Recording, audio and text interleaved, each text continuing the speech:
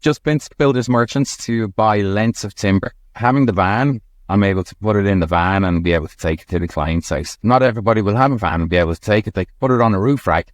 We actually have to go to the builders merchants, select the timber, select the actual right kind of timber, because you don't want to get a whole load of bent bits and load it up there.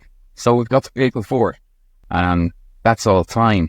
So factor that into your prices, and if you're charging on an hourly basis or for the job, allow enough time to be able to get your materials, select the materials for the client as well, instead of just the job time that it takes you on site. It's about the preparation as well, because if they have the materials on site but they've ordered the wrong stuff, you're out of pocket as well, and it's not healthy for the client. They don't like it because it just adds delay. But if you select the timber and you get some of the materials that you can buy, certainly first fixed materials, buy those, and then you get the right ones instead of getting second fixed materials. When you're buying the timber, this is when you start out.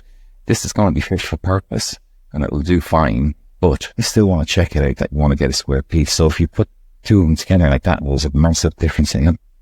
See, top to bottom, there's a huge bow in that. So try and leave it out. Get something else that you know is actually going to be okay. And if you want to test it, put it up against one of your shelves, and that will give you a better idea if it's fairly straight. The other way is you actually look downwards. So two of them are out. You look down that one's okay. So we'll pick a couple of those that are decent.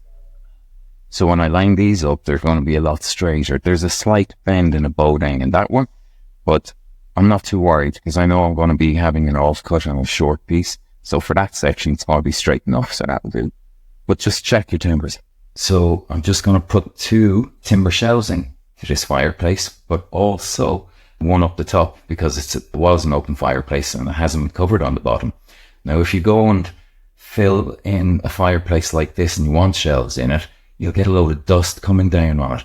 So you fill the top, but you can buy balloons. I'll try and find a link to them and you can check out those balloons that will go up into the flue. And then it gets blown up and that'll stop most of the dust coming down. But what you'd also need in it is a vent, because chimneys should be able to breathe, like every part in the house.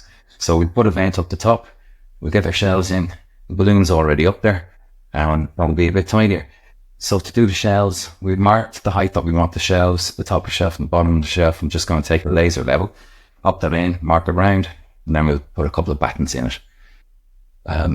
If you can see in here, I've put a laser level here, and with this, the laser line is actually about 2 mil thick.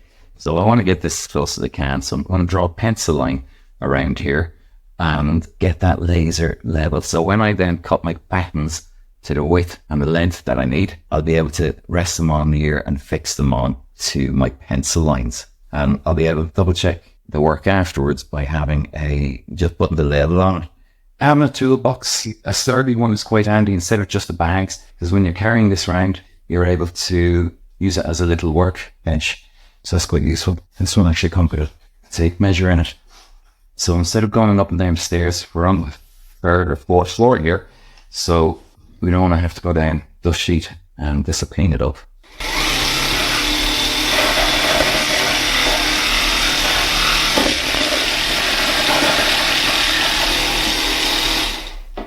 So even though I'm putting battens on there, the corner of the timbers here has a sharp edge and it's called an Arris, and that should be removed. So just give it a light sand, run your hand around that. That way, when you're painting and decorating it later, it'll adhere to it better, because if it's a sharp corner, the paint will peel off.